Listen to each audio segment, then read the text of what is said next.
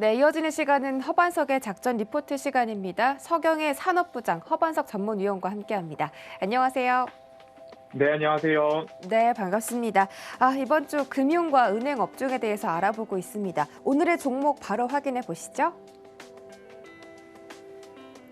네, 오늘의 종목은 바로 기업은행이었습니다. 네, 우리 증시가 최근에 또 어제 반등에 성공했는데 이런 불확실성을 이겨내는 그런 종목이 바로 은행과 금융 종목이 아닐까라고 우리 허반석 전문위원께서 짚어주셨습니다. 지금 기업은행이 배당 수익률 최고봉이라고 나와 있는데 정말 그만큼 배당 수익률을 크게 가져갈 수 있는 종목인지 자세하게 이유 들어보고 싶은데요. 오늘 기업은행 꼽아주신 이유부터 들어볼까요? 네, 이번 주 금융 섹터, 그중에서도 은행주를 중심으로 좀 살펴보고 있습니다. 오늘은 기업은행을 좀 살펴볼 텐데요. 11월 22일 IBK투자증권과 10월 27일 메리츠증권에서 발간된 리포트를 중심으로 말씀을 좀 이어가도록 하겠습니다. 최근 여러 가지 이슈들도 있고 그리고 변동성이 확대되고 있는 시장입니다.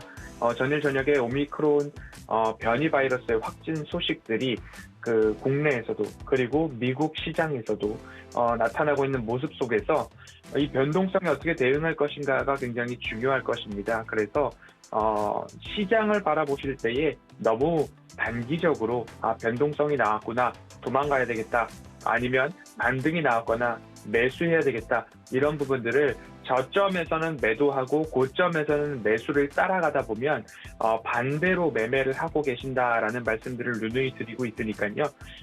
가능하시면 용기를 낼 수 있는 구간에서는 용기를 내셔야 된다라는 말씀 동일하게 좀 이어가도록 하겠습니다. 차트를 먼저 보도록 하겠습니다. 이 기업은행의 차트를 보시면요. 늘 말씀을 드리죠. 차트상 저위험 구간에 매수를 해보자라는 말씀을 드립니다. 이러한 선을 그으실 때에 긋는 방법 중에 하나가 가장 저점들을 한 번씩 동그라미를 이렇게 쳐보시는 겁니다. 뾰족뾰족 튀어나와 있는 이 저점들의 동그라미를 한번 쳐보시고 처음 선과 마지막 선을 한번 연결을 해보겠다라는 의미로 이렇게 선을 그으신다면 이 선이 이렇게 중간중간에 내려와 있는 구간들과 같이 맞닿아 있을 때가 꼭 있을 겁니다. 그러면 여기가 차트상 저위험 구간과 맞아떨어질 수 있는 하단 추세선으로 좀 보실 수도 있을 것 같고요. 그리고 평행한 선을 하나 더 그어서 그 위로 좀 올려보도록 하겠습니다.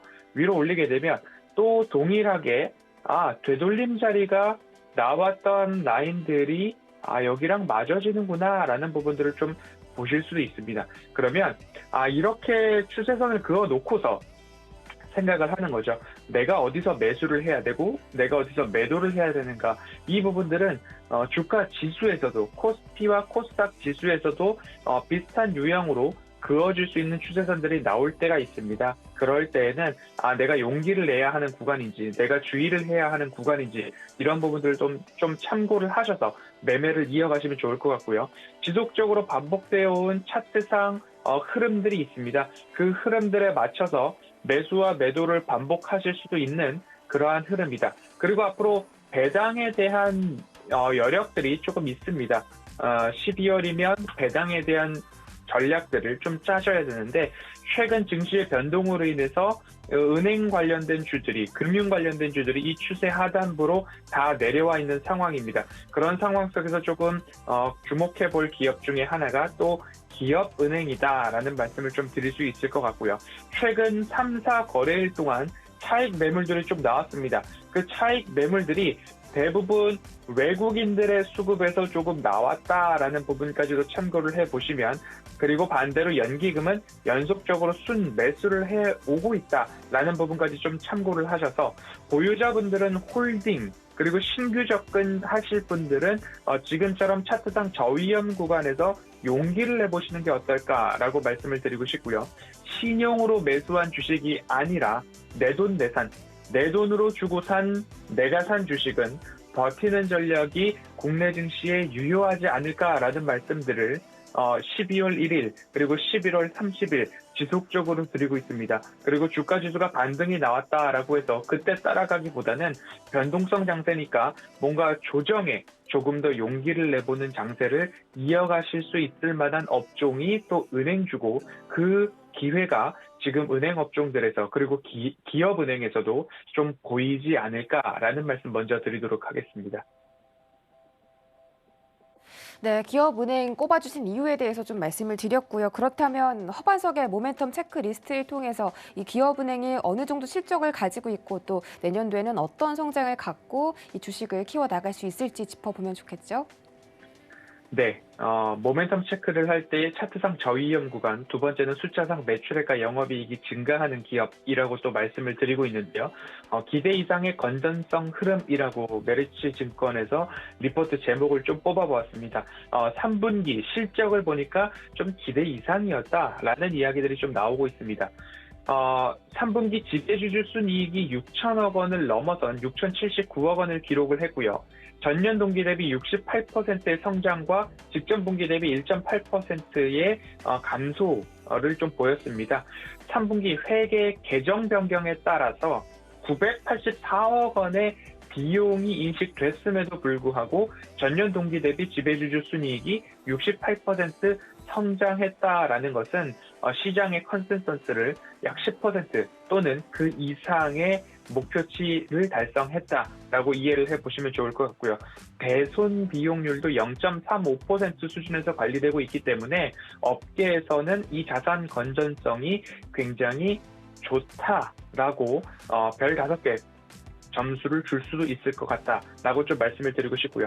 또 한 가지 좀 주목해 볼 포인트는 누적 충당금입니다. 누적 충당 전입액이 5천억 원을 넘어섰는데요. 2019년, 20년 그리고 지금까지도 매 분기 경기 악화에 대비한 충당금 적립을 이어오고 있는데요. 실적 안정성을 확보해 나가고 있다, 높여 나가고 있다라고 보시면 좋겠고요. 20년도 3,400억 원, 그리고 올해까지 누적으로 1,960억 원, 합산해서 5천억 이상의 코로나 충당금을 적립하고 있다. 이렇게 보시면 좋을 텐데요. 이 관련된 부분에서는 이자 유예 관련 대출 잔액이 약 1조 6천억 원 수준입니다. 이 1조 6천억 원 수준 중에 약 20% 수준인 3,200억 원 내외가 신용대출 비중으로 이해를 해보시면 좋을 텐데요. 이 신용대출 부분은 말씀드린 이 제목 그대로 신용을 가지고서 대출을 드린 거기 때문에 뭔가 담보가 없고 그런 금액이 3,200억 원입니다. 여기에서 원리금 상환이나 이자 납입이 조금 늦춰질 수도 있다라고 된다면 급격한 부실이 발생할 수 있는데, 이런 것들을 선제적으로 막아내기 위해서 19년, 20년, 21년 매 분기 충당금을 적립해 오고 있는데, 그 금액이 5천억 원을 넘어섰다라는 부분들은 신용대출의 전액 3,200억 원 내외의 전액에서 문제가 생겨도 기업 부실에 있어서는 막아낼 수 있는 여력을 2배가량 충분히 확보해 놓았다라고 보시면 좋겠습니다. 그래서 현재로서는 급격히 부실해질 가능성, 내년도 3월부터 코로나19 금융 지원이 종료된다라고 하는데, 그것들을 대비해서 이미 충당금은 충분히 적립을 해 놓았다라고 이해를 해 보시면 좋을 것 같고요. 충당금 적립액이 앞으로 환입이 될 수 있습니다. 5천억 이상 적립을 해 놓았기 때문에 올해 이미 그 중에서 약 722억 원가량이 환입이 되어 있습니다. 앞으로 2년 내지 3년 동안 대출금에 대한 원리금 상환이 지속적으로 이루어지고 있고, 그러면 충당금은 5천억 원 내외에서 관리를 하게 될 것으로 좀 전망이 되고 있습니다. 그러면 그 5천억 중 상당 금액이 환입될 가능성이 있습니다. 그러면 재무적으로는 호재로 판단이 될 수 있고, 올해 이미 722억 원이 환입이 진행되고 있다라는 점들을 감안해 보면 이 충당금과 관련한 호재는 앞으로 2년 내지 3년 동안 이어질 호재로 보시면 좋을 것 같고요. 재무 건전성은 이에 따라서 더 탄탄하게 관리가 될 기업이 기업은행이다라는 말씀 드리도록 하겠습니다. 네, 기업은행도 체크리스트로 통해서 모멘텀을 확인하고 돌아왔습니다. 근데 이제 가장 중요한 이야기를 안 드렸는데 저희가 배당 수익률 최고봉이다라는 이야기를 앞서서 말씀드렸잖아요. 이 기업은행의 배당 수익률도 좀 자세하게 체크해 주시죠. 네, 기업은행의 배당을 마지막으로 말씀을 드리도록 하겠습니다. 배당 성향을 먼저 좀 살펴보면요. 17년도 27%, 18년도 23%, 19년도 24%, 20년도 24%, 그리고 올해는 약 30%를 넘어설 것으로 좀 전망이 되고 있습니다. 31%가 전망이 되고 있는데요. 그러면 배당금으로 따지면 어떻게 보면 좋을까?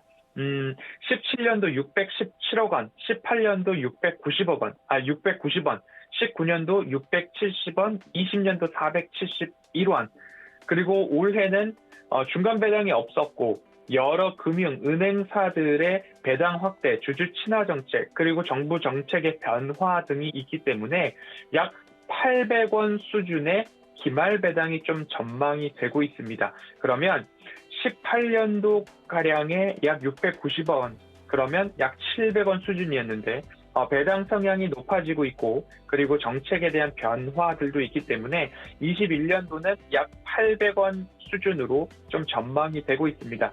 리포트가 발행이 된 기점으로는 이 배당 수익률을 7.3%로 전망이 되고 집계를 하고 계산이 되어 있는데 전일 종가인 1,400원 기준으로 배당 수익률을 계산을 해보면 7.69%, 약 7.7% 수준으로 여전히 은행주 중에서는 최고 수준을 달리고 있는 이 배당 수익률로 좀 볼 수 있을 것 같습니다.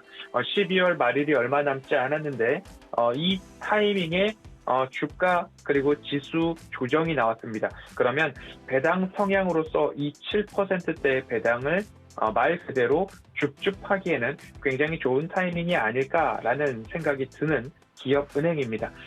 주요 자회사 실적, 배당뿐만 아니라 여전히 좋은데요. 배당을 주려면 이익잉여금 그리고 실적이 날로 좋아져야 하는데 자회사도 사상 최대 이익을 내고 있다라는 이야기 이어지고 있습니다. 누적 연결 순이익은 전년 동기 대비 54%의 성장, 이자 이익도 전년 동기 대비 6.9%의 성장, 비이자 이익도 전년 동기 대비 12% 이상의 성장, 3분기 누적 이익 증가율 68% 기록, 비은행업 부문의 성장세가 지속되고 있다라는 것들까지도 기업은행의 매력 포인트로 좀 볼 수 있을 것 같고요.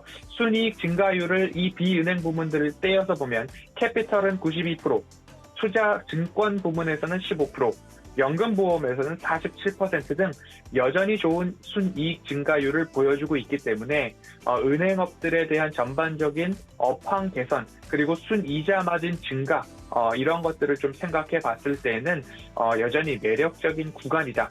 주가가 조정이 나와서 더할 나위 없이 좋다라는 말씀을 좀 드리고 싶습니다. 그래서 아직까지 은행주가 없으시다면 그리고 은행주 중 최고 배당 성향을 보이는 기업은행을 보유하고 계시지 않다면 이번 주 차트상 저위험 구간인 만큼 관심을 갖기에는 매력이 충분하다라는 말씀을 좀 드리도록 하겠습니다.